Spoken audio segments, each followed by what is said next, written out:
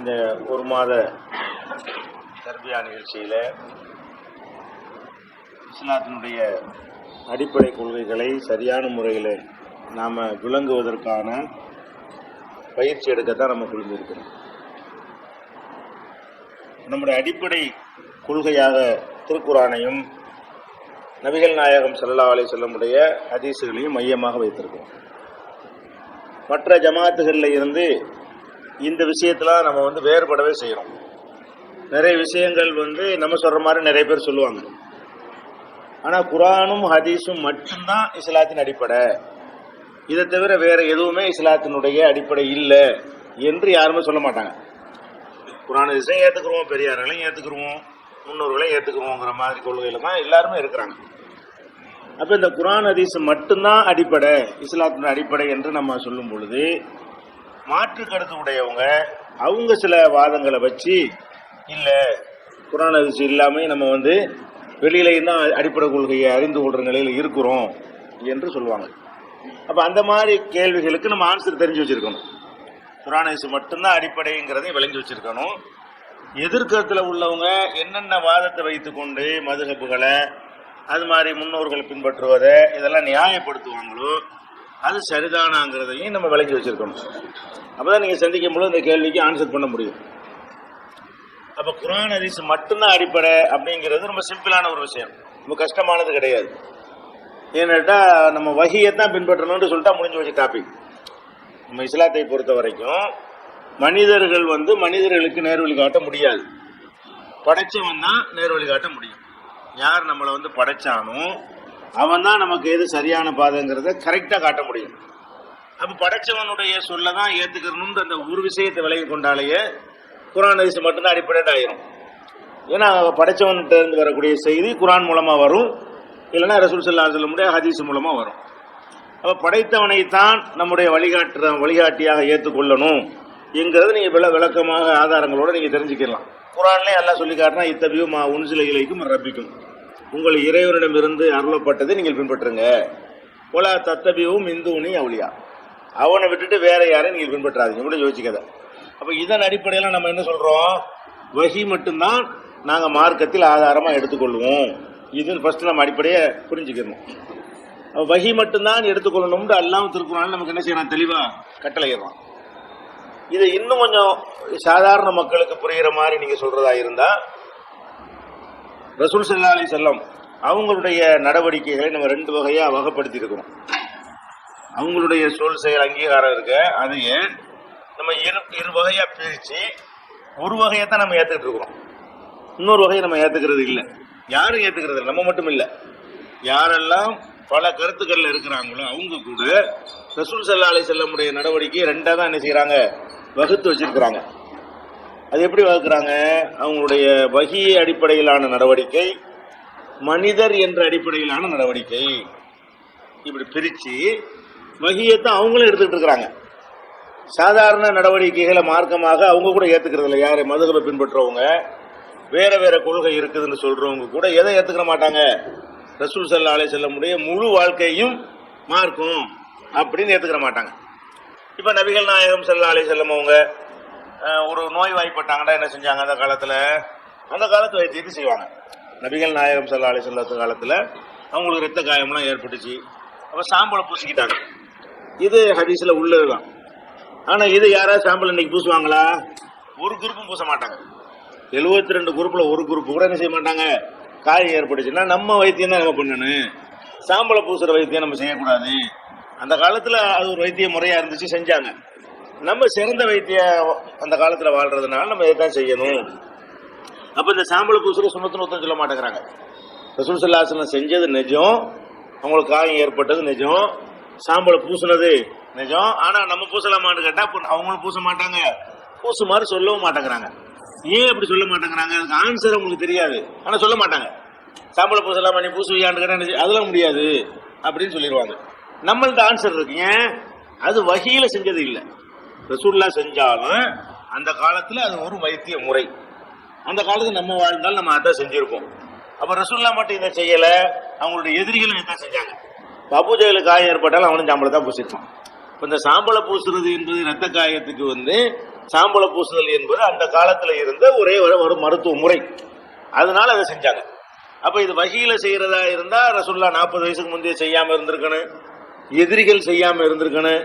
ஆனா இது எல்லாரும் செஞ்சாங்களே, வஹியா இருந்தா எல்லாரும் செஞ்சிருக்க மாட்டாங்களே. வஹியா இருந்தா எல்லாருமே, ஒட்டுமொத்த சமுதாயமே இது செஞ்சிருக்காது. ரசூல் மூலமா மட்டும்தான் அந்த உலகத்துக்கு இது கிடைச்சிருக்கும். அப்ப நம்ம என்ன எல்லாருடைய மனசை என்ன விளக்கி வச்சிருக்கிறாங்கன்னா, இது வஹி இல்லை, ரசூலுல்லாஹ் செஞ்சா கூட நம்ம அதை ஏற்றுக்கொள்றது இல்லை. ரசூலுல்லாஹ் செஞ்சது நிஜம், அது மனிதர் என்ற முறையில், ஊர் வழக்கம்ங்கிற முறையில் செஞ்ச ஒரு காரியமே தவிர அது அல்லாஹ்ட்ட இருந்து வஹி இந்த நோய்க்கு இருந்தா நீங்க செய்யணும்னு ஆர்டர் செஞ்சது இல்லை அப்படிங்கிறத பிரிச்சு பார்க்கணும். அதே மாதிரி ரசூல் ஸல்லல்லாஹு அலைஹி வஸல்லமுடைய உணவு முறை அந்த காலத்து முறை இருக்குது. அவங்க ரொட்டி தான் சாப்பிட்டாங்கன்னு நம்ம வழங்கி வச்சிருக்கிறோம். அப்ப நம்மளும் ரொட்டி சாப்பிட்ற சுண்ணத்துன்னு யாராவது சொல்லுவாங்கன்னு சொல்ல மாட்டாங்க. ரொட்டி சாப்பிட்டது தெரியும், அதுவும் ஒழுங்கான முறையில் சலிக்காம ஊதி விட்டு அதை குழைச்சி சாப்பிட்டாங்கன்ட்டு நம்ம விளக்கி வச்சிருக்கிறோம். ஆனா அதைத்தான் நம்ம இப்ப செய்யணும்னு யாராவது சொல்லுவாங்களா? செய்ய மாட்டாங்க. ஏன்? அது ரசூலுல்லாஹ் செஞ்சாலும் அது வஹியில் செஞ்சது இல்லை. அவங்க நபி ஆவாட்டெல்லாம் எதாவது செஞ்சிருப்பாங்க. நபியாவே ஆகாம இருந்தா கூட அந்த காலத்துல ஒரு மனிதர் வாழ்ந்தால் அந்த காலத்து உணவை தான் பயன்படுத்தி இருப்பாரு, அந்த காலத்து வசதியை தான் பயன்படுத்தி இருப்பாரு. அப்ப அந்த காலத்துல நம்ம வாழ்ந்தாலும் ரசூலுல்லாஹ் எப்போ வாழ்ந்தாலும் இதை தான் பயன்படுத்திருப்பாங்க. இந்த ஒரு வித்தியாசத்தை விளங்கி வச்சுக்கிறதுனால நம்ம என்ன செய்ய மாட்டேங்கிறோம், எல்லாரும் கோதுமை ரொட்டி சாப்பிட்றது சுண்ணத்து ஒருத்தர் சொல்ல மாட்டேங்கிறோம். அது ஒரு செய்தியை வாங்கி வச்சுக்கிறோமே தவிர அதை மார்க்கத்துல கடைப்பிடிக்க ஒரு விஷயமாக நம்ம எடுத்துக்கொண்டோமாண்டா நம்மளும் எடுத்துக்கல. மற்ற யாராவது எடுத்திருக்காங்களா? 72 கூட்டத்துல எந்த கூட்டமாவது ரசூலுல்லாஹ் கோதுமை ரொட்டி சாப்பிட்டதுனாலதான் நம்மளும் அதான் சாப்பிடணும், அதான் சுண்ணத்து அப்படின்னு யாரும் சொல்ல மாட்டேங்கிறாங்க. ஏன்? அவங்களுக்கு தெரியுது வஹி இல்ல. அப்ப ரசூலுல்லாஹ்வை பின்பற்றுவதில் கூட நம்ம எத்தனை பிரிக்கிறோம்? வஹி இல்லைன்னு ரெண்டா பிரிக்கிறோம். அதே மாதிரி அவங்க பயன்படுத்திய உடை ட்ரெஸ் இருக்குது. இப்ப நம்ம போடுற மாதிரி ட்ரெஸ் அவங்க போடல, சும்மா ஒரு போர்வை போத்திக்கிட்டாங்க. சட்டைன்னு ஒரு சட்டை வச்சிருப்பாங்க, 2 சட்டை வச்சிருப்பாங்க. அது விசேஷமான நாட்கள் என்ன செய்வாங்க, அதை போடுவாங்க. மற்ற நாளையெல்லாம் ஒரு போர்வையை என்ன செய்வாங்க, உடம்பு பூரா சுத்திக்கிடுவாங்க. இதான் ட்ரெஸ்ஸுங்கிறது. அப்ப ரசூலுல்லாஹ் இப்படிதான் செஞ்சிருக்கிறாங்க. அதில் நம்மளும் அந்த மாதிரி ஒரு போர்வை போத்திக்கிட்டு இருக்கணும்னு யாராவது சொல்றோமா? ஒருத்தரும் சொல்றாங்க. நம்ம சொல்லாட்டாலும் பரவாயில்ல, வேற யாராவது சொல்றாங்களா?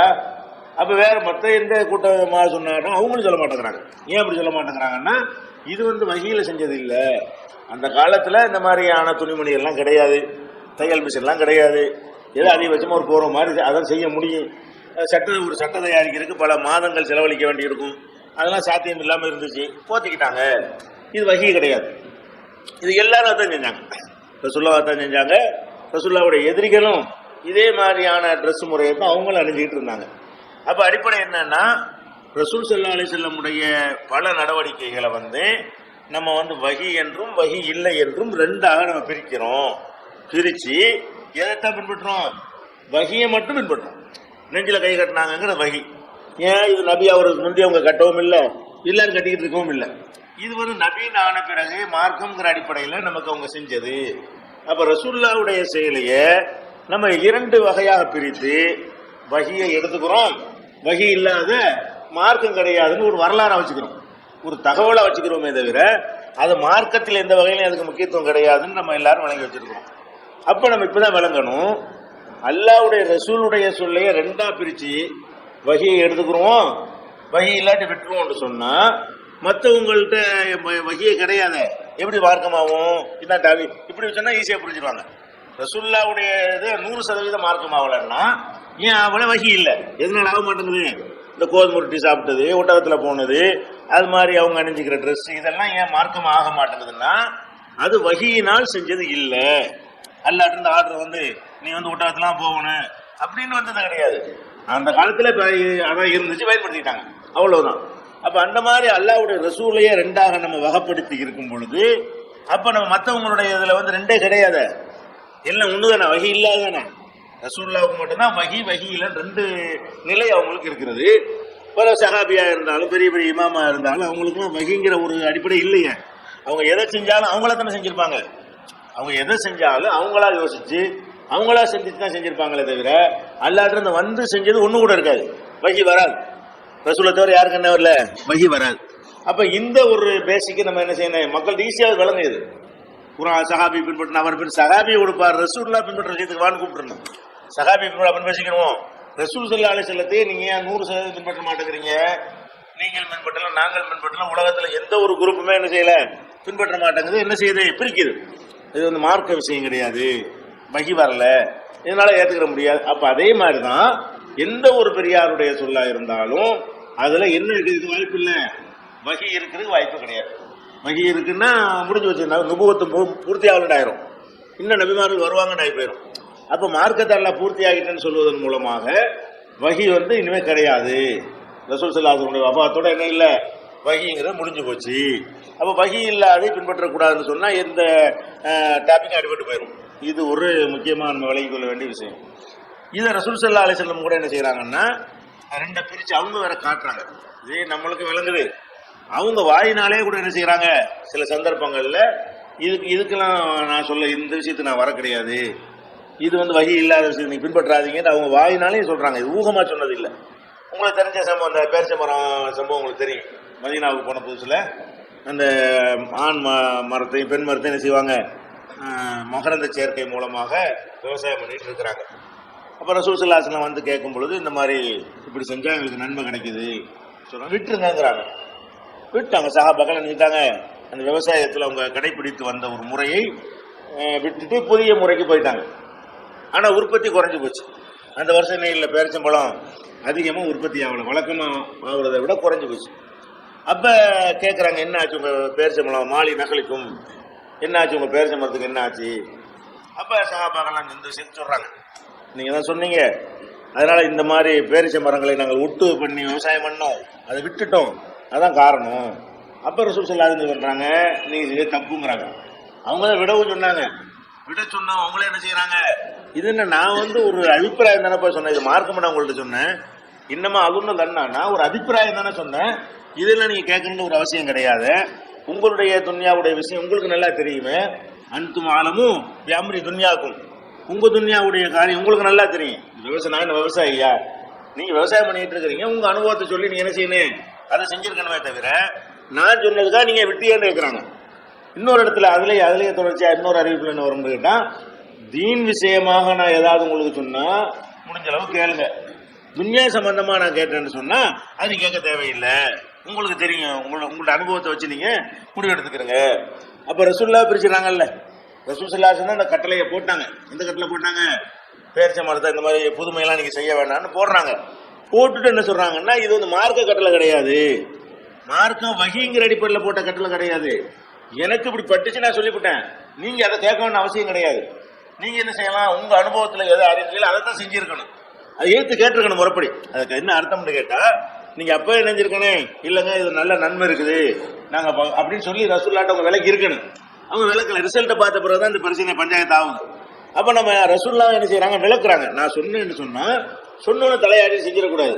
வகியில சொன்னா, வகி இல்லாம சொன்னா நீங்க பார்க்கணும்.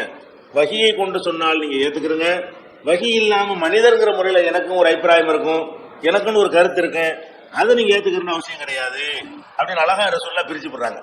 நம்மளும் பிரிச்சு வச்சிருக்கிறோம். ரசூல் ஸல்லல்லாஹு அலைஹி வஸல்லம் அவர்கள் என்ன செய்யறாங்க, இந்த மாதிரி வகியில நான் சொன்னா தான் ஏத்துக்கிறேன்னு. இந்த பரீரா சம்பவம் கூட உங்களுக்கு தெரியும். அதுல அழகா அந்த நுணுக்கமா ரசூலுல்லாஹ் பிரிச்சு காட்டுறாங்களா இல்லையா? பரீராங்கிற ஒரு அம்மா வந்து முகீஸோட வாழ்ந்துகிட்டு இருக்கிறாங்க. இவங்க ஒரு அடிமையா இருந்தாங்க, முகீஸும் ஒரு அடிமை. பரீரா வந்து விடுதலை செஞ்சிடறாங்க. விடுதலை செஞ்சுட்டு அந்த அடிமைங்கிற நிலையை விட்டு கொஞ்சம் உயர்ந்த நிலைக்கு வந்துருவாங்க. அடிமையா இருக்கிறவங்கள விட அடிமை இல்லாட்டி கொஞ்சம் வசந்த நிலை தானே. அப்ப அடிமையிலிருந்து விடுதலையான அந்த அம்மாவுக்கு வந்து புருஷனை பிடிக்கல. பரீராவுக்கு முகீஸுங்கிறவரை பிடிக்கல. பிரிஞ்சிடறதுக்கு அவங்க முடிவு பண்றாங்க, ஒதுங்கிடுறாங்க. ஆனா இந்த கணவர் வந்து இந்த அம்மாவை ரொம்ப விரும்புறாங்க. இந்த முகீஸ் வந்து பரீராவை ரொம்ப விரும்புறாரு. ஆனா வந்து இந்த அம்மா ஒத்துக்கிற மாட்டேங்குது. கடைசியில் அவர் ரொம்ப நொந்து போய் ரொம்ப பாதிக்கப்பட்டிருக்க பார்த்து ரசூலுல்லாஹ் வந்து அந்த அம்மாவை கூப்பிட்டு அட்வைஸ் பண்றாங்க, ஏமா நீ வந்து இந்த முகீஸோட வாழலாம்ல, பாவமா இருக்கு அப்படின்னு சொல்லி சொல்றாங்க. அப்ப அந்த அம்மா என்ன சொல்றாங்கன்னு கேட்டு, உங்களுடைய பரிந்துரையா அல்லது கட்டளையா? அவங்க என்ன கேட்கறாங்க, நீங்க வந்து பரிந்துரையாண்டா அந்த வகி அடிப்படையில நீங்க ஆர்டர் பண்றீங்களா, அல்லது நீங்களா ஒரு மனிதர்கிற முறையில ஒரு ரெக்கமெண்ட் பண்றீங்களா அப்படின்னு கேட்கறாங்க. அப்ப ரசூலுல்லாஹ்வுடைய கட்டளையை பிரிச்சு பாக்குறதுக்கு இந்த கேள்வி கேட்கறாங்க. இது என்ன மாதிரி கட்டளை? அதாவது இந்த மாதிரி புருஷனை பிடிக்கலன்னு சொன்னா பிரிஞ்சு கொள்ள கூடாது என்கிற மார்க்க கட்டளையை நீங்க சொல்றீங்களா, அல்ல அந்த உரிமை இருக்குது இருந்தாலும் நான் வந்து இறக்கப்பட்டு சொல்றேன் அப்படின்னு சொல்றீங்களான்னு இப்படி வேறுபடுத்தி அந்த அம்மா ஒரு அடிமை பொம்பளை தான். அவங்க அழகா நுணுக்கமா என்ன செய்யறாங்க, ரசூலுல்லாவை எப்படி வகைப்படுத்தணும்ன்றத அவங்க நுணுக்கமா விலகி இந்த கேள்வி தூக்கி போடுறாங்க. அப்ப அந்த ரசூலுல்லாஹ் என்ன சொல்றாங்க, நான் ரெக்கமெண்ட் தான் பண்றேன், பரிந்துரை தான் செய்யறேன். அப்ப அந்த அம்மா என்ன செஞ்சிருச்சு, அப்படின்னா எனக்கு வேண்டியது இல்லை, நான் சேர்ந்து வாழ மாட்டேன்னு. அப்ப இதுல என்ன நம்ம விளங்குறோம், மனிதர் என்கிற முறையில நம்மளுக்கு பக்கத்து வீட்டுல ஒருத்தர் வசிக்க ஒரு குடும்பம் இருக்காங்கன்னு வைங்களேன், கணவன் மணிக்கு ஒருத்தர் சண்டை வந்துட்டே இருக்கு, நம்ம பக்கத்து வீட்டுல பார்த்துட்டு இருக்கிறோம். அது நம்மள்ட்ட ஒரு அட்வைஸ் வந்தா என்ன செய்வோம், டெய்லி இந்த சண்டையெல்லாம் பார்க்குறோமா, பார்த்துட்டு என்ன செய்வோம், பிரிஞ்சுட்டா நல்லதுன்னு நமக்கே தோணும். அவங்க எதுவுமே சேர்ந்து வண்டி ஓடாது அப்படின்னு நமக்கே மனசுல என்ன செய்யும் தோணும். இருந்தாலும் நம்ம என்ன செய்வோம்னு கேட்டாங்கன்னா இல்லை சேர்ந்து பாருங்க, இன்னும் கொஞ்சம் நாளைக்கு பாருங்க, இன்னும் கொஞ்சம் அனுசரிச்சு போங்க அப்படின்னு ஒரு ஃபார்மாலிட்டிக்காக நம்ம செய்வோம். ஆனா பிரிஞ்சிடணுங்கிறத நம்ம மனசுக்கே தெரியும். ஆனா வெளியில என்ன செய்வோம், அது சொன்னா நல்லா இருக்காதுங்கிறதுக்காக வேண்டி இந்த மாதிரி சொல்லுவோம். அப்ப அந்த மாதிரி எல்லாம் மனிதர்களுக்கு வந்து ரெண்டு வெளியில ஒரு நிலை இருக்கும், உள்ள ஒரு நிலை இருக்கும், இந்த மாதிரிலாம் இருக்கும். அந்த மாதிரி ரசூல் ஸல்லல்லாஹு அலைஹி வஸல்லத்துக்கு ரெண்டு நிலை இருக்குது. எந்த நிலை இருக்குது, மார்க்கத்துல இந்த அம்மாவுக்கு அனுமதி இருக்குங்கிறது அது ஒரு நிலை, மார்க்கத்து நிலை இதுதான். அனுமதி இருந்தா கூட அவங்க சேர்ந்து வாழ்ந்தா நல்லா இருக்குமே நம்ம ஒரு அட்வைஸ் பண்ணுவோம்ல.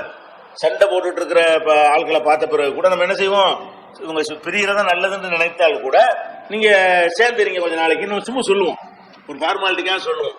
அந்த மாதிரி ரசூல் ஸல்லல்லாஹு அலைஹி வஸல்லம் வந்து ஒரு ஃபார்மாலிட்டி தான் அந்த இடத்துல சொல்றாங்க. என்ன சொல்றாங்க, சட்டத்துல உனக்கு உரிமை இல்லைன்னு சொல்லல, அதனால இந்த அம்மா பிரியறதுக்கு அந்த உரிமையை பயன்படுத்துறாங்க. மனைவிக்கு வந்து புருஷனை பிடிக்கலன்னா என்ன செஞ்சுக்கலாம், பிரிந்து கொள்ளலாம்ங்கிற அந்த உரிமையை தான் அவங்க பயன்படுத்துறாங்க. அப்ப அந்த உரிமையை பயன்படுத்தும் போது நம்ம என்ன கேட்கறாங்க, இந்த உரிமை எனக்கு இல்லையா, நல்ல உரிமை இருக்குதா? அப்ப எனக்கு உரிமை இருக்குன்னா நீங்க சொன்னது வந்து கட்டளையா அல்லது சும்மா ஒரு ரெக்கமெண்ட் பண்றீங்களா அப்படின்னு கேட்டோம்னா ரெக்கமெண்ட் தான் பண்றேன், அப்ப மாட்டேன்னு சொல்லி நம்ம போயிடுச்சு. அப்ப இது எதுக்கு இதை நம்ம சொல்றோம், இந்த சம்பவத்தை ரசூல் ஸல்லல்லாஹு அலைஹி வஸல்லம் உடைய ஒரு உத்தரவை கூட மார்க்கம் என்கிற அடிப்படையில் அந்த உத்தரவு போட்டாங்களா, அல்லது மனிதர்ங்கிற முறையில ஒரு இறக்கப்பட்டுலாம் சில உத்தரவு போடுறது உண்டு, அந்த மாதிரி சொன்ன ஒரு யோசனை தான். அப்ப எனக்கு வேணான்ட்டாங்க. அப்ப இதான் என்ன வகை இல்லாதனாலதான். ஏன்னா இந்த கட்டளை அவங்க மீறி குற்றம் இல்லையே. இப்ப பரீரா வந்து குற்றவாளி ஆவாங்களா, அவர் ரசூலுல்லாஹ்வுடைய கட்டளையை தான் மீறி இருக்கிறாங்க. மீறினாலும் நம்ம வந்து குற்றவாளி கிடையாது. ஏன், அது வகியை அவங்க வந்து மீறவே கிடையாது. வகியா வகி இல்லையான்னு செக் பண்ணிக்கிறாங்க. வகி இல்லைன்னு மீறிட்டாங்க. வகி இல்லைன்னு சும்மா மனிதனுங்கிற முறையில ஒரு சொல்லக்கூடிய யோசனை எவ்வளவுதான். அல்லாஹ்வுடைய ரசூல்ங்கிற முறையில சொன்னது அல்ல, அது ஒரு மனிதர்ங்கிற முறையில சமுதாய தலைவர்ங்கிற முறையில சில யோசனைகள் நம்ம சொன்னோம்னா அதை கேட்கணுங்கிற அவசியம் கிடையாது. இதுதான் நம்ம இஸ்லாத்துடைய அளவுகோல். அப்ப இந்த அடிப்படையை நம்ம ஆழமா பதிய வச்சுக்கணும். குர்ஆன் ஹதீஸ் மட்டும்தான் மார்க்கம் என்பதற்கு நிறைய வசனங்கள் இருக்கு, அந்த இதுக்குள்ள நீங்க போக தேவையில்லை. இந்த இதுக்குள்ள நின்றுடலாம். வஹி மட்டும்தான் மார்க்கம். ரசூலுல்லாஹ்வுடைய சொல்லா இருந்தா கூட வஹி இல்லைன்னா என்ன இல்லை, மார்க்கம் கிடையாது. அது மாதிரி அல்லாஹ்வுடைய வசனமும் அப்படித்தான் நமக்கு சொல்லுது. அல்யௌம அக்மல்து லக்கும் தீனக்கும் தான் அல்லாஹ் சொல்றான். உங்களுக்கு வந்து தீனம் பூர்த்தி ஆக்கிட்டேன். எதை பூர்த்தி ஆக்கல, துன்யாவை பூர்த்தி ஆக்கல. அல்லாஹ் வந்து பூர்த்தி ஆக்கிட்டானே, துன்யாவை பூர்த்தி ஆக்கினதெல்லாம் வந்திருக்குமா? ரசூலுல்லாஹ் காலத்துல பூர்த்தி ஆக்கினா அந்த மைக்கு நம்ம பயன்படுத்துறதுலாம் வந்தா இருக்கு. அப்ப துன்யாவே எல்லாம் பூர்த்தி ஆக்கவே இல்லை, இன்னைக்கு வரைக்கும் கூட பூர்த்தி ஆக்கல. உலகம் அழிகிற வரைக்கும் கூட என்ன பூர்த்தி ஆகல, வந்துகிட்டே தான் இருக்கும். அப்ப எது பூர்த்தியானது, தீனு தான் பூர்த்தியானது. அப்ப தீன் வகி. அப்ப இன்றோடு உங்களுடைய தீனை பூர்த்தி ஆகிட்டேன்னு அல்லாஹ் சொல்வதில் இருந்து நமக்கு என்ன வழங்குதுன்னா, அந்த வகியை தான் அல்லாஹ் வந்து பூர்த்தி ஆக்குற பொறுப்பை ஏத்துக்கிட்டானே தவிர வகி இல்லாத விஷயங்களுக்கு வந்து என்ன இல்லை, அது பூர்த்தி ஆக்கப்படவே இல்லை. புதுசா வந்துகிட்டே இருக்கு, அதனால நம்ம செஞ்சுக்கிட்டே இருக்கலாம், அதுக்கு மார்க்கத்துக்கு சம்பந்தம் இல்லை அப்படிங்கறத நம்ம விளங்கி கொள்றோம். அப்ப இந்த அடிப்படையை வந்து நம்ம மக்கள்கிட்ட போய் எடுத்து வச்சோம்னா ஈஸியா என்னவாயிரும், அவங்களுக்கு புரியும். எதனால நாங்க குர்ஆன் ஹதீஸ் மட்டும்தான் மார்க்கம்னு சொல்றோம். அதுக்கு நீங்க எப்படி ரசூலுல்லாஹ்ட்ட இருந்து இருக்கணும்.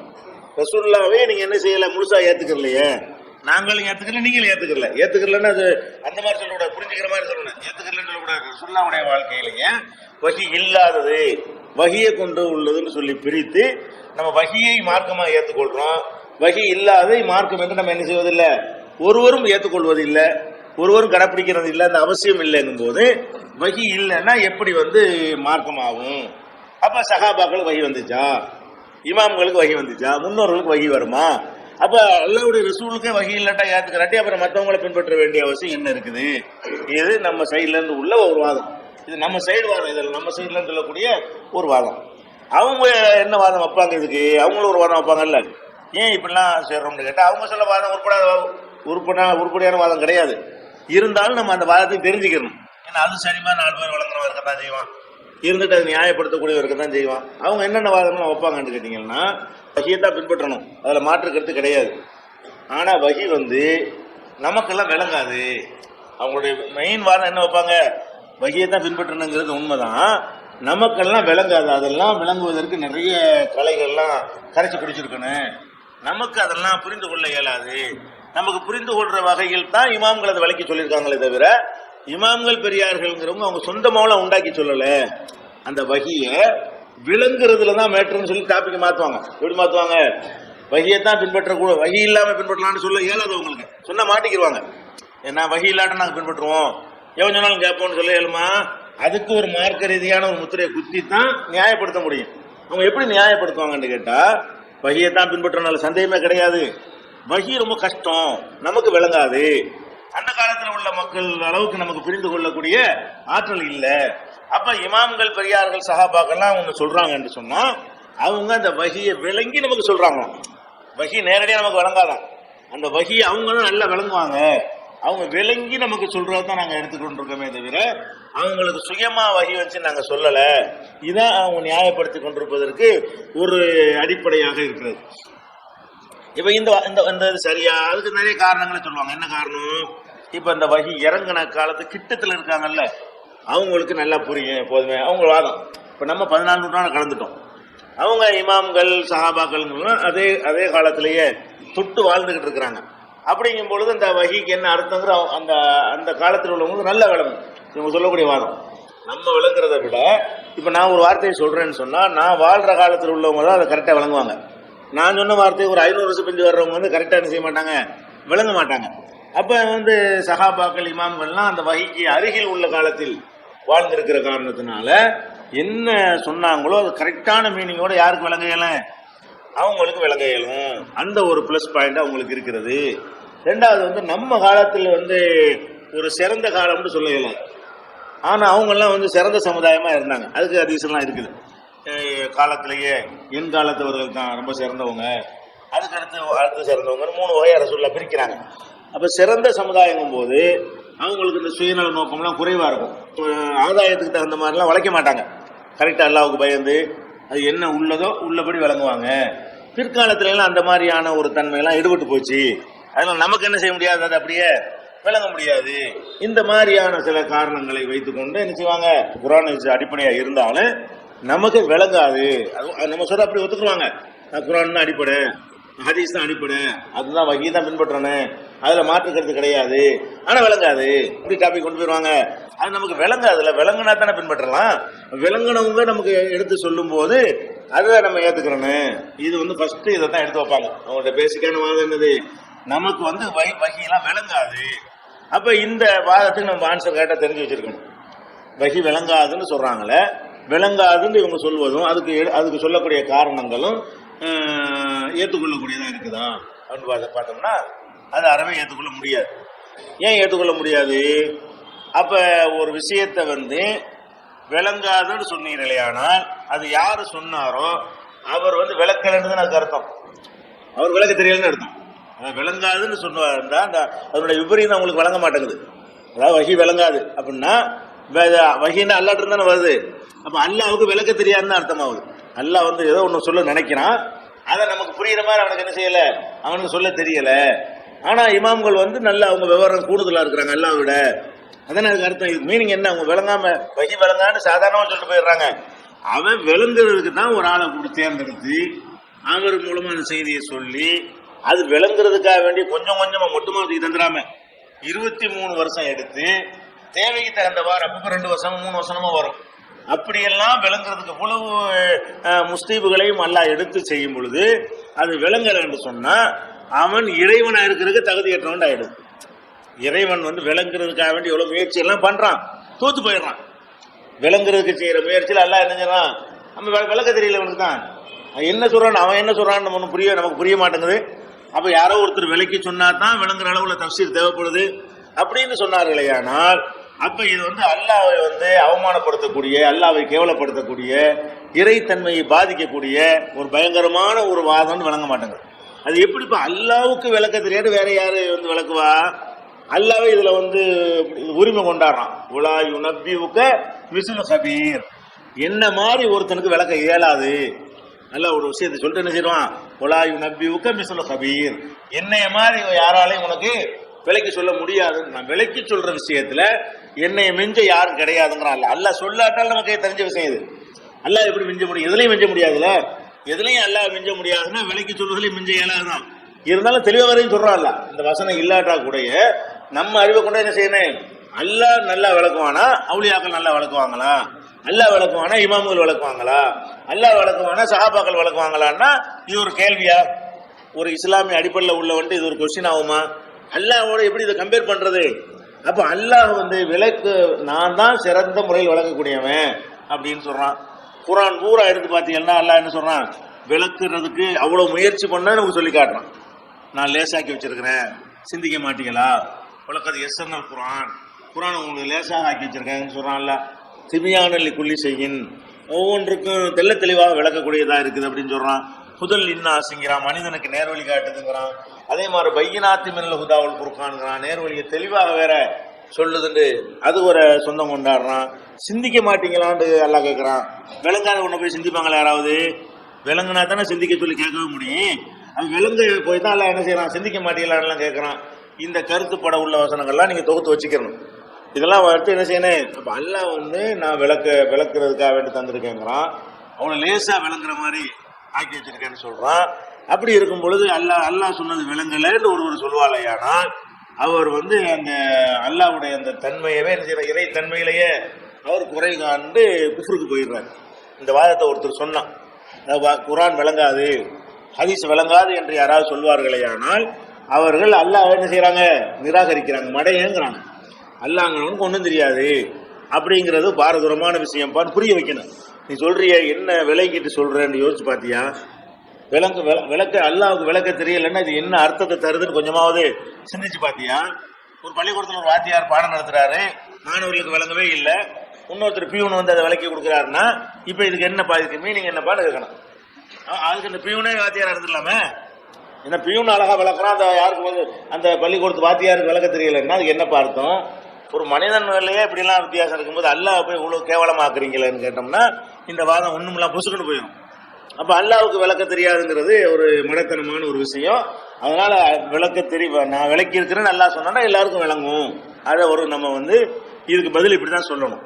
அடுத்து என்னன்னு கேட்டா, அந்த விலங்குலங்கிறதுக்கு அவங்க சொல்லக்கூடிய என்னன்னா அவங்க கிட்டத்துல வாழ்ந்தாங்க, வகையுடைய நெருக்கத்துல வாழ்ந்தாங்க, அதனால அவங்களுக்கு நல்லா விளங்கும்.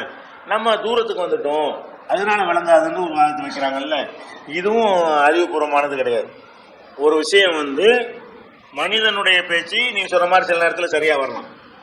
அல்லாஹ்வுடைய பேச்சை பொறுத்த வரைக்கும் அவன் முக்காலமும் அறிந்தவனுடைய பேச்சு அது. அதனால இறங்கின காலத்தில விட பிந்தின காலத்தில் நல்லா வழங்குதா? ஏன்னா இந்த காலத்தில் என்னென்னலாம் நடக்குமோ அதெல்லாம் கூட அல்லாஹ்வுக்கு தெரியும். அதுக்கு தகுந்த மாதிரி தான் அந்த வார்த்தைகள் எல்லாம் போடுவான். மனிதன் அவன் காலத்தை மட்டும்தான் பார்ப்பான். ஒரு 50 வருஷத்துக்கு முந்தைய என்ன வரும்னு எனக்கு தெரியாது. அப்ப நான் பேசணும் 50 வருஷத்துக்கு முந்தைய புரியாம போயிடும். ஆனா இறைவனை பொறுத்த வரைக்கும் இந்த விஷயம் அடிபட்டு போயிடும். எந்த விஷயம்? அந்த இறங்கின காலத்தில் உள்ளவங்களுக்கு தான் நல்லா விளங்கு, பிந்தின காலத்தில் உள்ளவங்களுக்கு அவ்வளவு நல்லா விளங்காதுங்கிறாங்கல்ல. அது அல்லாஹ்வுக்கு பொருந்தாது. மனிதர்களுக்கு நீங்க சொல்ற மாதிரி அது வரும். மனிதர்களுக்கு அவங்கவுங்க காலத்துல உள்ளதான் ஒருத்தர் பேசுவான், அவங்கவுங்க காலத்துல அறிவை கொண்டுதான் அந்த மக்கள் விளங்குவாங்கிறது அது பொருந்தும். அல்லாஹ்வை பொறுத்த வரைக்கும் இப்ப நம்ம என்னென்னலாம் கண் முன்னாடி பார்த்துட்டு இருக்கோம் இதெல்லாம் அல்லாஹ்வுக்கு தெரியும். அப்ப இப்ப இந்த வசனம் இறங்கின மாதிரி தான் இந்த குர்ஆன் இன்னைக்கு இறங்கின மாதிரி தான் அதுக்கு அர்த்தமாயிரும். இன்னொரு 1000 வருஷம் கழிச்சு பார்த்தா கூட அந்த அவ்வளவு மாற்றங்களுக்கு ஏற்றவாறு தான் அந்த வசனம் அமைக்கப்பட்டிருக்க வகையா இருக்கிறதுனால, படைச்சவனா இருக்கிறதுனால கிட்டத்துல இருந்தா தான் விளங்குங்கிறது சரியில்லை. அது ரசூல் ஸல்லல்லாஹு அலைஹி வஸல்லம் தெளிவாக சொல்றாங்க. எப்படி சொல்றாங்க? கடைசி ஹஜ்ஜில அது விளக்குறாங்க. எப்படி விளக்குறாங்க? என்னிடமிருந்து ஒரு செய்தியா இருந்தாலும் நீங்க என்ன செய்ய, மக்களுக்கு சொல்லிருங்க. இந்த இறுதி பேர்களை சொல்றாங்க. அப்போ சொல்லுவாங்க, ருப்பு முபல்லகின் அவ் ஆமின் சாமின், என்னிடமிருந்து நேரடியாக கேட்கிற ஆட்களை விட நீங்க போய் ஒரு ஆளுக்கு சொல்லுவீங்கல்ல, அவர் இதை நன்கு புரிந்து கொள்ளக்கூடியவராக இருப்பாரு. சஹாபாக்கள் சொல்றாங்க, நான் உங்களுக்கு ஒரு செய்தியை சொல்றேன், அதெல்லாம் கேட்கறீங்க, உங்களுக்கு விளங்குறதை விட நீங்க போய் அடுத்த தலைமுறைக்கு சொல்லுவீங்கல்ல, அவங்க சிறப்பா வழங்குவாங்க அப்படின்னு ரசூல் ஸல்லல்லாஹு அலைஹி வஸல்லம் இந்த வாதத்தை உடைச்சு போடுறாங்க. எந்த வாதம்? கிட்டத்துல இருந்தா தான் நல்லா விளங்கு, தூரத்துல இருந்தா விளங்காதுங்கிறாங்கல்ல, அது கிடையாதுன்னு ரசூலுல்லாஹ் சொல்லிவிட்டாங்க. என்ன சொல்லிட்டாங்க? தூரத்துல உள்ளவங்க தான் நல்லா விளங்குவாங்க, உங்களுக்கு விளங்குறதை விட உங்களுக்கு பிந்தி வரக்கூடியவங்க நல்லா விளங்குவாங்க, அதனால அப்படியே கொண்டு போய் சேர்த்துருங்க. சில விஷயம் உங்களுக்கு விளங்காது, பிந்தின காலத்துக்கு நல்லா விளங்கும் அப்படின்னு ரசூலுல்லாஹ் சொன்னதுனால நமக்கு வகியை விட எவ்வளவு தூரத்தில் இருக்குந்தாலும் அதை பற்றி கவலை கிடையாது, அது கரெக்டாக நமக்கு விளங்கும். நம்மளை விட நமக்கு பிந்தி வரக்கூடியவங்க நல்லா அதை விளங்குவாங்க என்று ரசூல் ஸல்லல்லாஹு அலைஹி வஸல்லம் சொன்ன காரணத்தினால அல்லாஹ்வும் சரியாக தான் விளக்கி இருக்கிறான். ரெண்டாவது, எல்லா காலத்திலையும் ஒரே மாதிரியா வழங்குங்கிறத விட பிந்தின காலத்தில் நல்லா வழங்கும். இஸ்லாமே நமக்கு என்ன சொல்லுது? முந்தின காலத்தில் வாழ்ந்தவர்கள் விளங்கினதை விட பிந்தின காலத்தில் வாழ்ந்தவங்க தான் என்ன செய்வாங்க? நல்லா விளங்குவாங்க அப்படின்னு இஸ்லாமும் நமக்கு உத்தரவாதம் தருது. நடைமுறையில நீங்க இதை பார்க்கலாம். நிறைய விஷயங்கள் அந்த சஹாபாக்களுக்கு விளங்கியே இருக்காது. ஏன்னா அவங்க காலத்துள்ள அறிவை கொண்டு அவங்க பார்த்துருப்பாங்க. இப்போ ஃபிரௌனுடைய உடலை பாதுகாத்து வச்சிருக்கோங்கிற வசனத்தை என்ன விளங்கியிருப்பாங்க? நம்ம அந்த உடலை இப்போ எடுத்து காட்டுறான், அது அப்போ அந்த வசனத்தை பார்க்கும்போது நமக்கு ஒரு விளக்கம் கூடுதலாக கிடைக்கும். அவங்களுக்கு என்ன விளங்கியிருக்கு? இந்த வசனத்தை வச்சு ஃபிரௌனுடைய உடலை பாதுகாத்து வச்சிருக்கிறோம்னா என்னமோ இருக்கும்போல இருக்கணுமோ, அவ்வளோதான். ஒரு மூடலாக தான் அவங்க அதை விளங்கியிருப்பாங்களே தவிர நம்ம விளங்கின மாதிரி விளங்கி வச்சிருப்பாங்களா? விளங்க மாட்டாங்க. இப்போ கடல்களுக்கு மத்தியில் திரை இருக்கிறதுன்னு எல்லாம் சொல்கிறான். எங்கன போய் ஆய்வு பண்ணாங்க, என்னமோ இருக்கும் போல இருக்கு. சஹாபாக்களுக்கு என்ன விளங்கியிருக்கேன்? கடல்கள் சந்திக்கின்றன, அதுக்கு திரை இருக்கிறது, ஒன்றோட ஒன்று கலந்துராதுன்னு சொன்னா இவங்க கடல்ல போய் மூழ்கி போய் பார்த்தாங்களா? ஏதாவது ஆராய்ச்சி பண்ணியிருப்பாங்களா? என்னமோ அல்லாஹ் ஒன்று சொல்றான், அல்லாஹ் சொன்னா கரெக்டாக தான் இருக்கு. இவ்வளவுதான் அவங்களுக்கு விளங்கு. நமக்கு என்ன விளங்கு? இன்னைக்கு பார்த்துட்டு சொல்றான், கடல்களை சோதனை பண்ணி பார்த்துட்டு 2 கடல் தண்ணியால என்னதான் இருந்தாலும் உன்னோட ஒன்று சேராதுன்னு சொல்லி போய் சொல்றான். இப்போ நவீன கண்டுபிடிப்புகள் மாதிரி விஷயங்கள்லாம் யாருக்கு விளங்கியிருக்காது? சஹாபாக்களுக்கு விளங்கியிருக்காது. இன்னும் சொல்ல போனா நமக்கு பிந்தி வர்றவங்க விளங்குற விஷயங்கள் கூட குர்ஆன்ல நிறைய இருக்கும். அவன் நம்மள இதே மாதிரி சொல்லுவான். நம்ம இப்ப எப்படி நம்ம சில விஷயம் கூடுதலா தெரிஞ்சிருக்கோம் பெருமையா சொல்லிக்கிறோமோ, அதே மாதிரி ஒரு 500 வருஷத்துக்கு அவன் 2 வருஷத்தை வச்சுக்கிட்டு இதெல்லாம் அவங்களும் விளங்கியிருக்குமா, நம்ம தாத்தாக்கெல்லாம் விளங்கியிருக்குமா அவன் கேட்பான். விளங்க ஏன் நமக்கு வராதுன்னு நமக்கு விளங்கியிருக்காது. அப்ப நமக்கு பிந்தி வரக்கூடியவங்க இதை விட கூடுதலா வழங்குவாங்க. கூடுதலான சில விஷயங்களை வச்சு என்ன செய்வாங்க? இதெல்லாம் கண்ணு முன்னாடி கொண்டு காட்டி விட்டாங்கல்ல, இதெல்லாம் நம்ம 200 வருஷம் முந்தைய மக்களுக்கு தெரியாத, அவங்க என்னத்தை வழங்கியிருப்பாங்க? நம்மளை கண்டல் அடிச்சுட்டு போயிட்டு இருப்பாங்க, அவங்க போயிட்டு இருப்பாங்க. வழங்குதா? அது உண்மை. அது அப்ப நம்ம என்ன விளங்குறோம்னு கேட்டா, ஒரு காலத்துல முன்னாடி வாழ்ந்தவர்கள் விளங்குறதை விட பின்னாடி வந்தவர்கள் தான் விளங்க முடியும், இறை வசனத்தை பொறுத்த வரைக்கும். ஏன்னு கேட்டா, முக்காலத்தை உணர்ந்து சொல்லக்கூடிய ஒரு இறைவனுடைய வார்த்தையா இருக்கிற காரணத்தினால முந்தி உள்ளவங்க தான் நல்லா விளங்குவாங்க, பிந்தி உள்ளவங்க நல்லா விளங்க மாட்டாங்கிறதெல்லாம் சரியே கிடையாது. குர்ஆன் எல்லா காலத்திலையும் ஒரே மாதிரியா தான் விளங்கு. அமல் செய்யக்கூடிய விஷயங்கள் எல்லாருக்கும் சமமா விளங்கிக்கிறேன். கூடுதல் விஷயங்கள் என்ன செய்யும்? காலத்துக்கு தகுந்தவாறு கூட குறைய விளங்கும் அப்படின்னு புரிஞ்சுக்கிட்டோம்னா அந்த இதுக்கு நம்ம பதில் சொல்லிவிடலாம். இதான் அதுக்கு நம்ம சொல்ல வேண்டிய ஒரு பதில். அடுத்து என்ன விஷயம்னு கேட்டா, இன்னொன்னே நம்ம நடைமுறையிலையும் கவனிக்கிறோம். இப்ப யார் விளங்குவதற்கு அதிகமான வாய்ப்பு பெற்றிருந்தார்கள் நம்ம அறிவையும் பயன்படுத்தி பார்க்கணும். இப்ப நம்ம குர்ஆன் எல்லாத்தையும் குர்ஆன் கையில வச்சிருக்கிறோம். குர்ஆன் இல்லாத ஒரு ஆள் கூட உலகத்துல கிடையாது. எல்லார் கையிலையும் குர்ஆன் வச்சிருக்கோம். ஒரு வீட்டுல 10 குர்ஆன்லாம் வச்சிருப்பாங்க. எத்தனை நம்பர் இருக்கோ அத்தனை குர்ஆன் வச்சுட்டு இருக்கிறோம். ஆனா ரசூல் ஸல்லல்லாஹு அலைஹி வஸல்லம் காலத்துல, அதுக்கு அடுத்து வந்த சஹாபாக்கள் காலத்துல எல்லாம் எல்லாத்தையும் குர்ஆனாச்சு வச்சிருந்தாங்களா? அதாவது விளங்குறதுக்கு மெட்டீரியல் இருந்தா தானே விளங்குறதுக்கு ஜாம வேணும்ல. இப்ப சஹாபாக்கள் எல்லாத்தையும் குர்ஆன் இருந்துச்சா? குர்ஆன் கிடையாது. இப்ப நம்ம பிரிண்ட் பண்ற காலத்துல வாழ்றதுனால காசு கொடுத்து குர்ஆனை வாங்கி வச்சுட்டு போயிடும். அந்த காலத்துல எல்லாம் குர்ஆன் சொன்னா வேணும்னா நம்ம தான் உட்காந்து எழுதணும். குர்ஆன் வேண்டா என்ன செய்யணும்? நம்ம உட்காந்து யார்ட்டையா குர்ஆன் வச்சிருந்தாங்கன்னு அவர்கிட்ட வாங்கி நம்ம உட்காந்து என்ன செய்யணும்? பார்த்து காப்பி அடிச்சு எழுதி ஒருத்தர் தன்னை லைஃப் பூரா செலவழிச்சா கூட ஒரு குர்ஆனை ரெடி பண்ண இயலாது. அதனாலதான் குர்ஆன் அங்க ஒருத்தர் இங்க ஒருத்தர் இருக்கும். சஹாபாக்கள் காலத்துல பார்த்தோம்னா குர்ஆன் ஒரு ஆள் 2 ஆள்கிட்ட இருக்குமே தவிர மற்றவங்க கொஞ்சம் மனப்பாடம் பண்ணி வச்சிருப்பாங்க. அனைவரிடமும் குர்ஆன் இருந்துச்சா? அனைவர்ட்டையும் குர்ஆன் கிடையாது.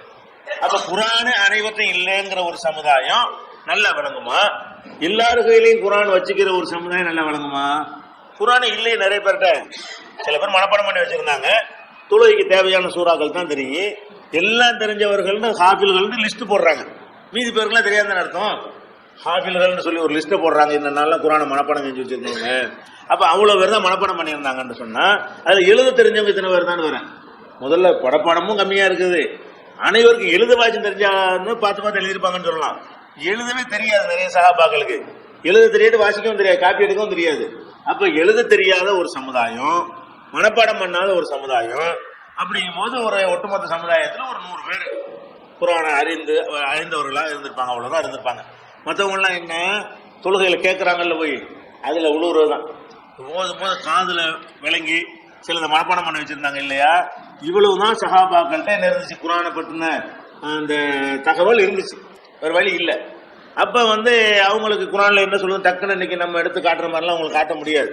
ஒரு வசனத்தை எடுத்தா டக்குன்னு தட்டி விட்டு காட்டுறோம்ல, இந்த வசதியெல்லாம் அவங்களுக்கு கிடையாது. குரானே இந்த மாதிரி இருந்தா ஹதீசுகள் இருந்துச்சாப்ப, குரானே எல்லாத்தையும் இல்லை, விரல் விட்டு எண்ணக்கூடிய சில பேர்கிட்ட தான் குரான் எழுத்து வடிவில் இருந்தது, சில பேர் மனப்பாட வடிவத்தில் இருந்தது. ஆனா ஹதீசுகளை பொறுத்த வரைக்கும் எல்லா ஹதீஸும் எழுதப்பட்டு ஒரு ஆள்கிட்டயாச்சும் இருந்துச்சா? ரசூலுல்லாஹ் காலத்துக்கு அடுத்த சஹாபாக்கள் காலத்துல எல்லா ஹதீஸ்களும் நான் எழுதி வச்சிருந்தாருன்னு ஒரு ஆள் இருந்துச்சா? இல்ல. அப்ப ஹதீஸ்களை பொறுத்த வரைக்கும் அவர் கொஞ்சம் மனப்பாடம் பண்ணி வச்சிருப்பாரு, அது அனைவருக்கும் கிடையாது. அப்ப அப்படி செதறி போய் கிடந்துச்சு. அப்ப அந்த ஹதீஸ்கள் எல்லாம் ஒன்னா திரட்டி ஒருத்தர் வச்சிருந்தாருன்னு சொல்வதா இருந்தா ரொம்ப கம்மி, அது ரொம்ப ரொம்ப குறைவான ஆளுக்கு தான் 1-2 நூல்களை திரட்டி வச்சிருந்தாங்க. அப்ப குரானும் எல்லாத்தையும் இல்லை, ஹதீஸும் எல்லாத்தையும் இல்லை, அவங்களுக்கு நல்லா விளங்குமா? இப்ப நம்ம காலம் என்ன காலம், பேப்பர் காலத்துல கடந்து இப்ப கம்ப்யூட்டர் காலத்துல இருந்துட்டு இருக்கிறோம். என்ன ஹதீஸ் இருக்கோ அவ்வளவும் இப்ப நம்ம கையில இருக்கு. அப்ப அவர் அபு ஹனீஃபா இமாம் வச்சுக்கிறோமே, அவர் என்னதான் பெரிய அறிவாளியா இருந்தாலும் அவர் ஹதீஸ் எங்க போய் தேடுவாருன்னு, ஹதீஸை ஒரு ஆய்வு செய்வதற்கு நமக்கு கிதாப் எடுத்து பார்த்து தேட நமக்கு வாய்ப்பு இருக்குதுல்ல, இந்த வாய்ப்பு அவருக்கு இருந்துச்சா? இல்ல. அபு ஹனீஃபா முஸ்னத் அபு ஹனீஃபான்னு ஒரு புக்கு போட்டிருக்காங்க, ஒரு 40 வகை நோட்டு தான், இவ்வளவுதான் அவர் தொகுத்த ஹதீஸ், ஒரு 40 வகை நோட்டு தான் அவர் தொகுத்த மொத்த ஹதீஸ. அப்ப இவர் என்ன ஹதீஸை தேடி வச்சிருந்திருப்பாரு, அதுல வச்சுட்டு என்னத்த ஒரு ஆராய்ச்சி பண்ண இயலு? மெட்டீரியல் வேணுமே, ஆராய்ச்சி பண்றதுக்கு என்ன வேணும்? மெட்டீரியல் தான் தானே ஆராய்ச்சி பண்ண முடியும். மெட்டீரியலே இல்ல, ஹதீஸுகளே கிடையாது. அப்ப எல்லாம் ஒருத்தர் மனப்பாடம் வச்சிருந்திருப்பாங்க. அப்ப அபு ஹனீஃபாவுக்கெல்லாம் பிந்தி தான் இந்த ஹதீஸுகள் இன்னும் துவக்கப்படுது. அபு ஹனீஃபா இமாம் காலத்தில் இருந்தவர்களுக்கு தெரிஞ்சதை விட புகாரி இமாம் காலத்துல வாழ்ந்தவங்களுக்கு ஹதீஸ் கூட தெரிஞ்சா இல்லையா? அபு ஹனீஃபா இமாம் காலத்துல அவங்க அந்த வேலையில ஈடுபடல, இதே வேலையா அலைஞ்சதுனால புகாரி முஸ்லீம் மாதிரியான ஆளுக்கு நினைச்சிட்டாங்க ஓரளவுக்கு அங்க போய் ஹதீஸுகளை தொகுத்தாங்க. அதுலயும் புகாரிட்ட இருக்கிற ஹதீஸ் முஸ்லீமுக்கு தெரியாது, முஸ்லீம்கிட்ட இருக்கிற ஹதீஸ் புகாரிக்கு தெரியாது, இப்படி இருந்தது. இப்ப அடுத்தடுத்து வரக்கூடிய காலங்கள்ல என்ன ஆகுது, எல்லாருமே எல்லா புக்கையும் வச்சிருக்கக்கூடிய ஒரு காலம் வந்துச்சு.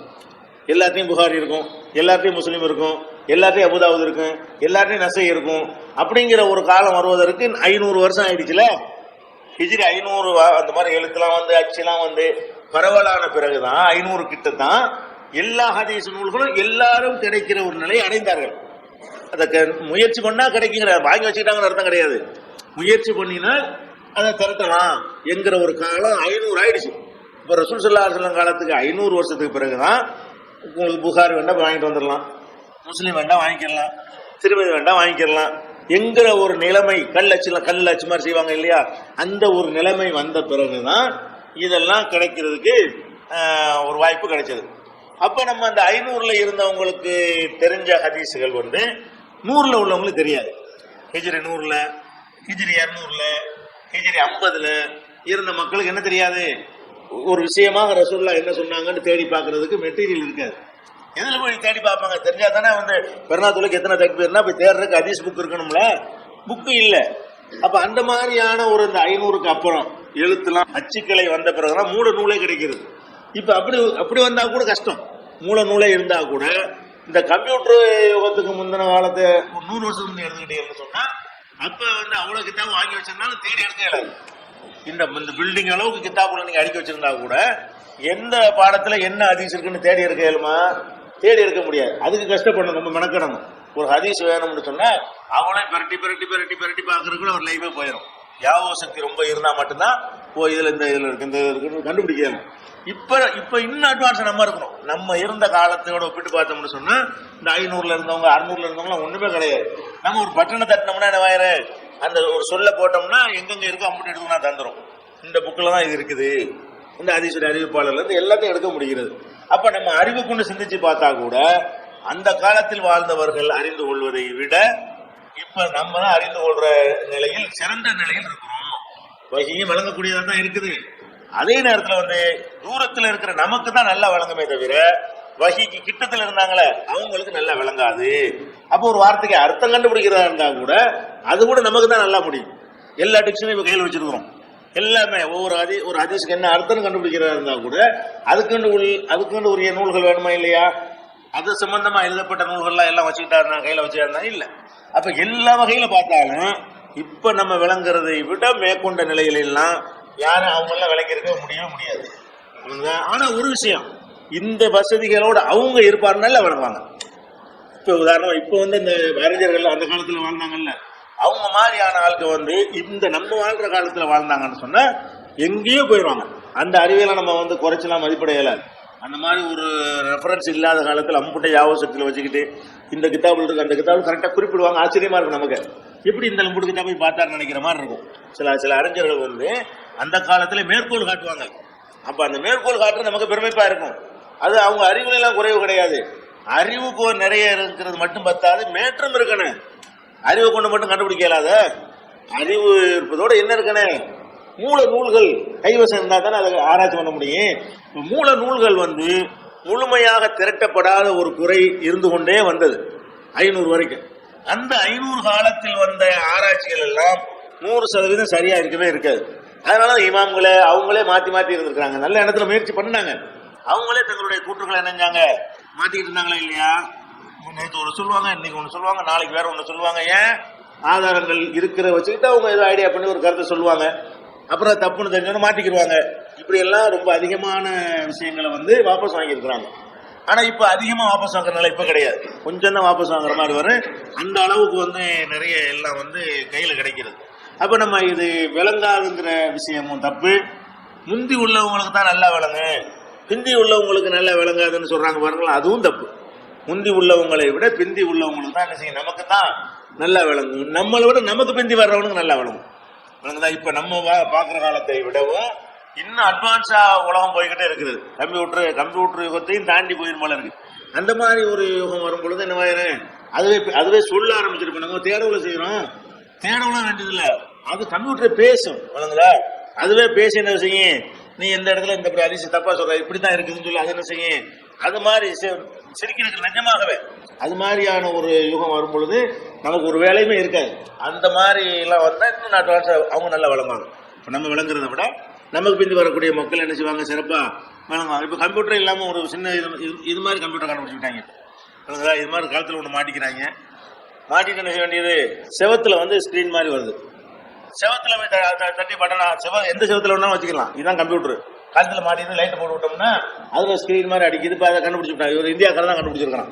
அது இவரெல்லாம் சொல்றான். இந்த மாதிரி எங்கேயே போயிட்டு இருக்கிறது உலகமே வந்து நமக்கு நம்ப முடியல, இப்ப இல்லாம இருக்கும்னு. அந்த மாதிரி இருக்கிறதுனால அப்ப நம்ம என்ன வழங்கணும்னு கேட்டா, குர்ஆன் ஹதீஸ் விளங்க கஷ்டமானதுங்கிறது தப்பு. அவங்கதான் ரொம்ப எளிதானது, அவங்களுக்கு தான் நல்லா விளங்குங்கிற காரணத்தை சொன்னா அதுவும் சரியானது இல்லை.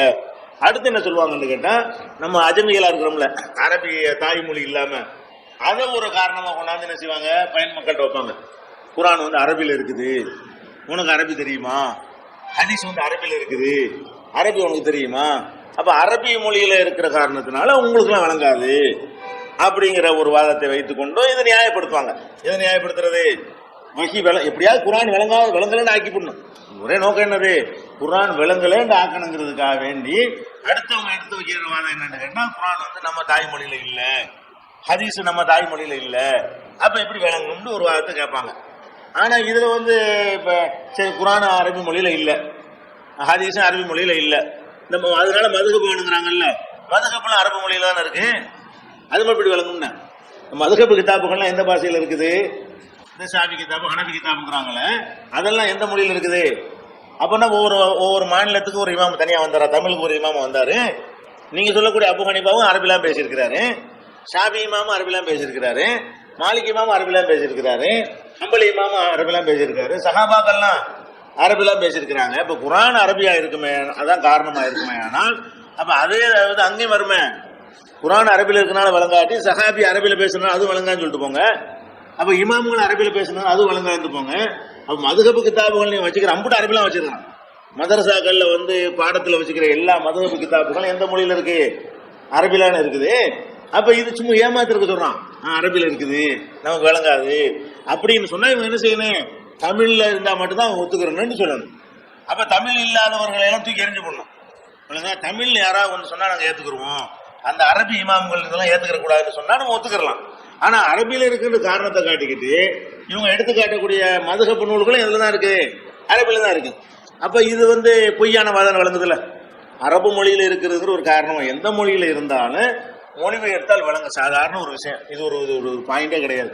எந்த பாஷையில உள்ள ஒரு போர்ல இருந்து ஒரு தந்தி வருது, உங்களுக்கு ஒரு சம்மன் வருது, அது ஆங்கிலத்தில் வருது, உங்களுக்கு ஆங்கிலம் தெரியாது, அதனால குழப்பமா? தெரிஞ்சவன்கிட்ட போய் கேட்டா அதுக்கு மொழிபெயர்த்து சொன்னா விளங்கிட்டு போக போகுது. ஒரு மொழி தெரியல என்று சொன்னா அந்த மொழி தெரிந்தவர்கள் மொழிபெயர்த்து சொல்லும் பொழுது விளங்கிக்கிறேன். எப்படி மதுஹப் நூல்கள் அரபில இருக்கிறத மொழிபெயர்த்து சொல்லி நீ விளங்கிக்கிறேங்கிறியோ, அதே மாதிரி குர்ஆனையும் அரபில இருந்து மொழிபெயர்த்து சொன்னா என்ன செய்யும்? அதுவும் விளங்கிறேன். அதை விட சிறப்பா விளங்கும். அல்லாஹ்வுடைய வேதமா இருக்கிறதுனால. ஹதீஸுகள் அது மாதிரி அரபில இருந்தா மொழிபெயர்த்து சொன்னா விளங்கிட்டு போக போகுது. இப்ப அரபில இருக்குது, இங்கிலீஷ்ல விசா வந்து அரபில வந்தா நம்ம வந்து தூக்கி திருவிழா போட்டு போயிடுறோம். எங்களுக்கு அரபி மொழி தெரியாது, அதனால அது கிழிச்சு அரபி மொழி தெரியாது, என்ன செய்யறோம்? தெரிஞ்சவன்ட்ட போய் கேட்டு விளங்கிறோமா இல்லையா? ஒரு மொழியை விளங்குறதுக்குன்னு நம்ம எல்லாரும் ஏற்றுக்கொண்ட ஒரு முறை வச்சிருக்கிறோம். ஒரு மொழி நமக்கு தெரியாத ஒரு மொழியில் வந்தால் அந்த மொழி தெரிஞ்சவர்கிட்ட போய் மொழிபெயர்த்து கேட்போம். அவர் மொழிபெயர்த்து தந்துட்டாருன்னா அது விளங்கிக்கிறோம். இப்படி குர்ஆனை விளங்கிட்டு போங்க. அதனால அரபு மொழியில் இருக்குதுங்கிறது என்ன இல்லை, ஒரு காரணம் கிடையாது. எல்லாமே அரபி, எல்லா நூல்களுமே அரபி மொழியில தான் இருக்கிறது.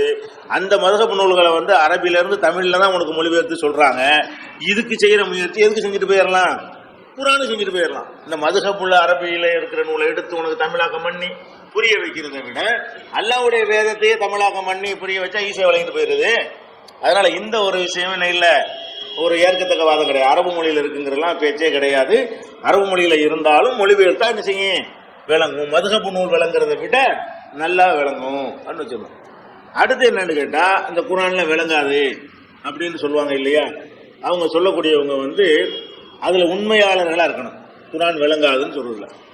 ஆனா வந்து எல்லாருமே இன்னைக்கு தமிழ்ல எடுத்துக்கிட்டீங்கன்னா கிட்டத்தட்ட 12 தமிழாக்கம் செஞ்சிருக்காங்க. குர்ஆனுடைய தமிழாக்கம் எத்தனை? 12 வந்திருக்கு இது வரைக்கும். அவங்கதா அரபு தமிழ்லையும் சேர்த்தா அது ஒரு 2 வந்திருக்கு. இன்னைக்கு 14 பேர் தமிழாக்கம் பண்ணியிருக்கிறாங்க. அப்ப குர்ஆன் விளங்காதுன்னு சொன்னா அதை எப்படி தமிழாக்கம் பண்ணாங்க?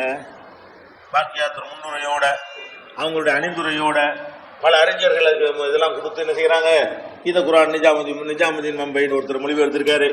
அவர் தான் சொன்னாரு குர்ஆன் விளங்காதுன்னு. சொன்னவர் யார்? அவரு இதே நிஜாமுதீன் தான் என்ன செய்யறாரு? நமக்கெல்லாம் விளங்காது குர்ஆன்லாம் அப்படின்னு சொல்லிக்கொண்டேன். அப்ப விற்பனை செய்யறதுக்கு மட்டும் விளங்குமாப்ப? மொழிபெயர்த்து அதை வியாபாரமாக்குறதுக்கு மட்டும் விளங்கிருமாப்ப? அப்படின்னா என்ன செய்யணும்? குர்ஆனுடைய தமிழாக்கம் வந்து அம்புட்டு பொய்ன்னு சொல்லணும். இவர்கள் யார் விளங்காது என்று சொல்லுகிறார்களோ இந்த அவ்வளவு கூட்டமுமே குர்ஆனை தமிழாக்கம் பண்ணாங்களா இல்லையா? தமிழாக்கம் பண்ணி அதை விற்பனை செய்யறாங்களா இல்லையா? அப்ப மட்டும் விளங்குமா? அப்ப ஒத்துக்கிறாங்கல்ல. அதான் விளங்காது என்று சொன்னது பொய்ங்கிறத இன்னைக்கு ஒத்துக்கிட்டு இருக்கிறாங்க. மொழிபெயர்த்து வெளியிட்டதுல இருந்து குர்ஆன் வந்து விளங்கும், ஹதீஸ் விளங்கும், தமிழ்ல மொழிபெயர்த்தால் விளங்கும் என்று இருந்தா தானே மொழிபெயர்ப்பாங்க. அப்ப ஏன் மொழிபெயர்த்து வச்சிருக்கிறீங்க? அப்ப போதும், அப்ப எல்லாம் அடிபட்டு போகுது, எல்லா வாதமும் அடிபட்டு போகுது. இந்த புகாரி, முஸ்லீம், குர்ஆன் இதெல்லாம் எப்ப நீங்க தமிழ்ல வச்சுட்டீங்களோ அப்பவே எல்லாம் அவுட்டு. விளங்காதுங்கிறது அவுட்டு, விளங்குதா? அது கிட்டத்துல இருந்தா தான் விளங்குங்கிறது அது அவுட் ஆகி போச்சு. அப்ப இது எல்லாமே பொய்யினாயிருச்சு. அதே மாதிரி இந்த மொழிபெயர்க்கிறத விட்டுருவோம். இந்த பயான் பண்ணுவாங்க அஜித்மார் எல்லாம், அவங்களுடைய சாதகமான லாபத்துக்காக வேண்டி நிறைய பயான்கள் பண்ணுவாங்க.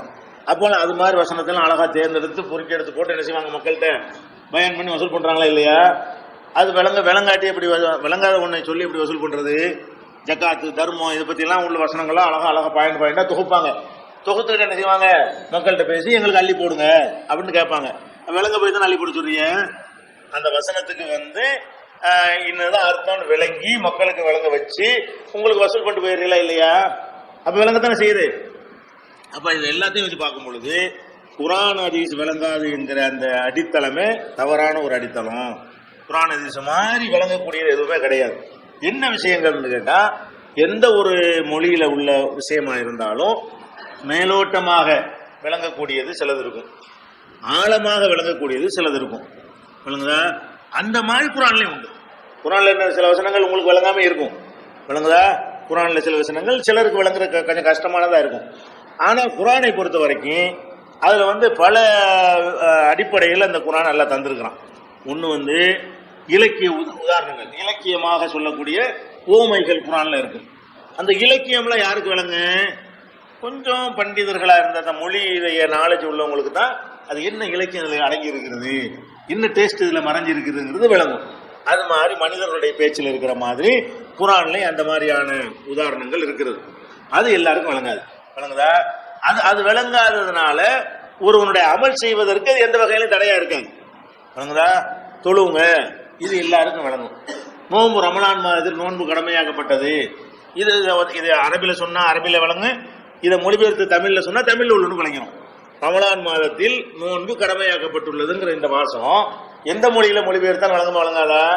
விளங்கத்தான் செய்யும். அப்ப அந்த மாதிரி விளங்கி மக்கள் அமல் செய்யக்கூடிய விஷயங்களை பொறுத்த வரைக்கும் குர்ஆன்ல உள்ள எல்லாமே அவ்வளவு லேசாக ரொம்ப சிம்பிளா விளங்கக்கூடிய வகையில் தான் நல்லா வாசகங்களை போட்டிருக்கிறோம். சிலது மறுமை சம்பந்தப்பட்ட அந்த மாதிரியான அமல் செய்யறது சம்பந்தம் இல்லாத மறுமை சம்பந்தப்பட்ட எச்சரிக்கைகளா இருக்கும். அது விளங்காட்டால் நம்ம என்ன செய்யறோம், பின்னாடி வரப்போது நம்பி ஏற்றுக்கொள்ளக்கூடிய விஷயங்களா இருக்கும். நெருப்புல தூக்கி போடுறது, எரிக்கிறது, கொள்றது, இந்த மாதிரியான விஷயங்கள். அது கூட அந்த வார்த்தையோட அர்த்தம் நமக்கு விளங்கிடும். அது எப்படி இருக்குங்கிறது தான் பின்னாடி விளங்குமே தவிர அது கூட அர்த்தம் விளங்கிடும். விளங்காத விஷயங்கள் என்ன இருக்கும்னு கேட்டா எல்லாருக்கும் விளங்காது, சிலருக்கு விளங்கக்கூடிய விஷயம் என்னன்னு கேட்டா இலக்கியம். இலக்கியம் பொதுவாகவே எல்லாருக்கும் விளங்காது. எந்த பாஷையில இருந்தாலும் சரி, என்ன செய்ய, திருக்குறள் இருக்குது, அது எல்லாருக்கும் விளங்குமா? விளங்காது. அது தமிழ்ல இருந்தாலும், நம்முடைய தாய்மொழி தமிழா இருந்தாலும் நமக்கு விளங்காது. கம்பராமாயணம் நமக்கு விளங்குமா? விளங்காது. அது யாரு புலமையில கரை கண்டவங்களா இருக்கிறாங்களோ அவங்களுக்கு என்ன செய்யும், விளங்கும். குர்ஆனை பொறுத்த வரைக்கும் இந்த திருக்குறள் மாதிரி, இந்த ராமாயணம் மாதிரியான ஒரு இலக்கிய தரத்தோட உள்ளது ரொம்ப கம்மி இருக்குது, இல்லைன்னு சொல்ல இயலாது. மற்றதெல்லாம் சாதாரணமா மக்களோட பேசக்கூடிய வகையில் தான் குர்ஆன் இருக்கிறது. எல்லாருக்கும் நிறைய விஷயங்கள் விளங்குகிறது. ஆனா சில விஷயங்கள் உதாரணம் காட்டும்போது என்ன செய்யாது, அந்த உதாரணம் என்னன்னு விளங்குனா தான் நமக்கு அந்த இலக்கியத்தை ருசிக்க முடியும். அது பெரிய சட்டத்திட்டங்கள்லாம் இருக்காது. அந்த இலக்கியத்துல என்ன இருக்காது, சட்டத்திட்டங்கள்லாம் ஒண்ணுமே அடங்கி இருக்காது, அமல் செய்யற விஷயங்கள்லாம் ஒண்ணுமே இருக்காது.